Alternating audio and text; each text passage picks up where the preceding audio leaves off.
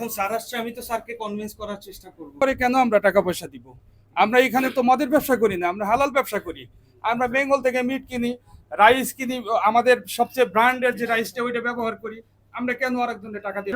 আপনারা কি টাকা দেন নাই? না, অবশ্যই না। নেবা কেন টাকা দিব আমি? আমার এখানে তো আমার বৈধ ব্যবসা, আমি কেন টাকা দিব? ওদের সাথে সম্পর্ক নাই, আর ওই দিন স্বীকার করলেন যে ওরাই আপনাদেরকে দিচ্ছে। না না না, কালকে বলবেন এটা আরেকটা। এটা না না, এটা মিথ্যা মিথ্যা, এটা মিথ্যা অভিযোগ। এটা আমাদের নামে কেউ রটানো হয়েছে। উনি ভয়ে কিছু, উনি আমাদের কাছে বলছে যে আমাদের কিছু লোক চাপ প্রয়োগ করে এটা বলানো হয়েছে। তখন আমরা বলছি কেন, হোয়াই, আপনি কেন বললেন? আপনার কি মেরে ফেলতো? উনি বলছে এমনই পরিস্থিতি ছিল। তখন এর সম্মুখীন হয়ে আমরা এই কথাটা বলছি। যে চাপ প্রয়োগ করছে আমি তারা কারা? তারা কারা, এটা তো আর আমরা আসলে ওইভাবে ইয়ে করলে আমরা এখানে ব্যবসা করি, আমরা ওইভাবে ইয়ে করতে পারবো না।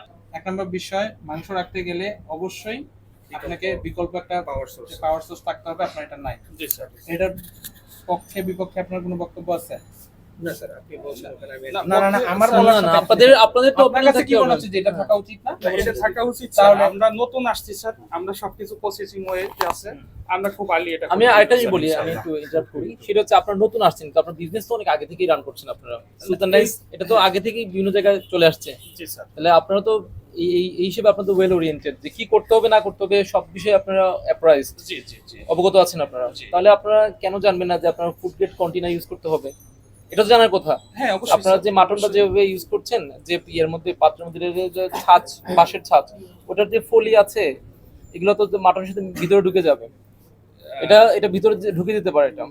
স্যার এটা আমরা আসলে এটা জানতাম না, এটা কোনো ক্ষতিকর কিছু আছে না, কিনা। যদি ক্ষতিকর আমাদের আমি বলি আপনাকে, ফিজিক্যাল কন্টামিনেশন বুঝতে হবে। ফিজিক্যাল কন্টামিনেশন মানে আলপিনো আপনার খাবারের সাথে চলে যেতে পারে। তো বাঁশের একটা অংশ ভেঙে অবশ্যই চলে যেতে পারে। এটা তো একদম আপনি যতই না বলেন একদম বুঝাই যায়। এটা বাঁশের তৈরি, যে কোনো সময় ভেঙে যেতে পারে, আপনার মাংসের সাথে চলে যাবে। তো ফিজিক্যাল কন্টামিনেশনের একটা চান্স আছে। কখনোই ফুডের ক্ষেত্রে উডেন অর বাঁশের বা ব্যাম্বু থেকে তৈরিকৃত কোনো ধরনের খাবারের আইটেমে ব্যবহার করা যাবে না। এটা হয় এসএসএর করবেন, না হলে ফুড গ্রেড প্লাস্টিক ব্যবহার করতে হবে। এইটাও আমরা একটা দেখেছি। আরেকটা যে জিনিসটা দেখলাম যে অয়েল ম্যানেজমেন্টের আপনাদের একটু ঘাটতি আছে। অয়েল ম্যানেজমেন্টটা কিভাবে করতে হবে? যখন পোড়া হয়ে যাবে তেলটা, এটাকে আপনি কখনোই পরিবেশে দিতে পারবেন না। আপনি বর্তমানে এটাকে সরাসরি পরিবেশে দিয়ে দিচ্ছেন, যেটা একটা বড় ক্ষতির সম্মুখীন হবে। পরিবেশ বড় ক্ষতির সম্মুখীন হবে। এখন পরিবেশ নিয়ে সবাই সোচ্চার। তো আপনি পোড়া তেলটা কখনোই ড্রেনে ফেলাটা আপনার ঠিক হয় না। আপনাকে এটা অবশ্যই রাখতে হবে, এবং যেহেতু আপনাদের নিয়ম আছে, নিশ্চয়ই অন্য ইয়াতে চলতেছে, আপনাদের জানলে নেওয়া উচিত ছিল যে তেলটাকে কিভাবে ম্যানেজ করবো। আমি পোড়া তেল, তাই না? এটা অবশ্যই আপনার সঠিকভাবে ম্যানেজ করা উচিত ছিল। এটাকে আপনাদের অবশ্যই, এটা বিভিন্ন ধরনের কোম্পানি আছে, একটা না, দুইটা, তিনটা, চারটা কোম্পানি আছে যারা পোড়া তেল কেনার টাকা দিয়ে কিনে নিয়ে যায়। আরেকটা হলো, আপনারা যখন বিদেশি পণ্য রাখবেন, ধরেন ইন্ডিয়ান বাসমতি চাল, আপনি জানেন যে দেশে আমাদের বাসমতি প্রোডাকশন হয় না। যখন আসবে, তখন যেই সাপ্লায়ারই হোক, সেই সাপ্লায়ারের কাছ থেকে আপনাদের ও যে আমদানির কাগজগুলো আছে, সেই কাগজগুলো আপনাকে রাখতে হবে। আপনি শুধুমাত্র রিসিপ্ট দেখায়, এখন হয়তো বা আমি আপনাকে বললাম যে এর পরের বার কাগজটা রাখতে হবে, ওইটাও আপনি তার কাছ থেকে নিবেন। আমরা হয়তো ওই হাওলাদারের ওখানেও যাবো যে আসলে ও আপনি বিষয়টা বুঝতে পেরেছেন? আপনাকেও এক কপি আমদানির কাগজ কপি রাখতে হবে। এই চারটা ভায়োলেশন আমরা পাইছি। আমরা এখন এইটার ক্ষেত্রে আপনারা কোনো ব্যবস্থা নেবেন কিনা এটা আপনাদের উপরে। আমরা চাই আগামী 5 দিনের মধ্যে এই সমস্যাগুলো সমাধান। জি স্যার। প্রশাসনিক প্রতিকার হিসেবে আপনাদেরকে সর্বোচ্চ 1 লক্ষ টাকা পর্যন্ত জরিমানা করা যায়। এখানে আরেকটা ইস্যু আছে স্যার, হ্যাঁ, বলুন। ওই যে যেমন এই যে আমরা ওই যে বিষয়টা আমদানিকারকের যে বিষয়টা বললেন উনি, যে আপনার রাইসটা যেটা ওটার আমদানিকারক আছে কিনা বা আমদানিকারক সহ আপনারা নিচ্ছেন কিনা, এটা আমরা দেখবো আর কি। জি, স্যার। এটা এই বিষয়ে এখনো কিন্তু চূড়ান্ত ফয়সালা হয়নি। জি।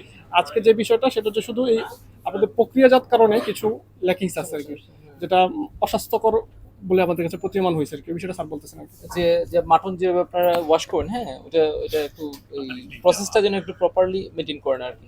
যেমন যে আপনারা যে পাত্রটার মধ্যে আপনারা রাখেন, হ্যাঁ, এটা প্রপার না আসলে। ফুড গ্রেড কন্টেনার বা যেগুলো এসএস আছে, এগুলো আপনারা নিজেরা কাস্টমাইজ ক্রিয়েট করতে পারেন, বানাইতে পারেন অন্য জায়গা থেকে। এগুলো ইউজ করতে হবে। নতুন করে শুরু করছেন, আজকে আপনাদেরকে অ্যাওয়ার করলাম, এবং জাস্ট ওই যে বিষয়গুলো পাইছিলেন, তেলের বিষয় পাইলাম আমরা এখানে, যে আপনারা প্রপারলি করছেন না। তারপর ওইখানে আপনারা যে মাংস প্রপারলি আপনারা যে এখানে আপনার জেনারেটর, আমার মনে হচ্ছে এখন অনেক হিউজ অ্যামাউন্ট আপনার মাংস এখানে স্টোর করেন। জি স্যার। সেক্ষেত্রে আপনাদের অবশ্যই জেনারেটর, জি স্যার। বিদ্যুৎ ব্যবস্থা, হ্যাঁ। অনেক সময় যে কাজের জন্য, মেইনটেনেন্সের জন্য অনেক সময় কিন্তু মানে ঘোষণা করে আগে থেকে মাইকিং এ যে আজকে 5 ঘন্টা বা 7 ঘন্টা না থাকতে পারে, মেইনটেনেন্সের জন্য হয়ে থাকে কিন্তু। হ্যাঁ, জি স্যার। তো সেক্ষেত্রে এগুলো আপনাদের অনেক সময় দেখা যায় আপনার যে মাংসের যে কোয়ালিটিটা সেটা খারাপ হতে থাকে। জি স্যার। বুঝতে পেরেছেন? আজকে আমি আপনাদেরকে 30,000 টাকা জরিমানা করলাম ভুক্তভোগীর কাহিনী, ঠিক আছে?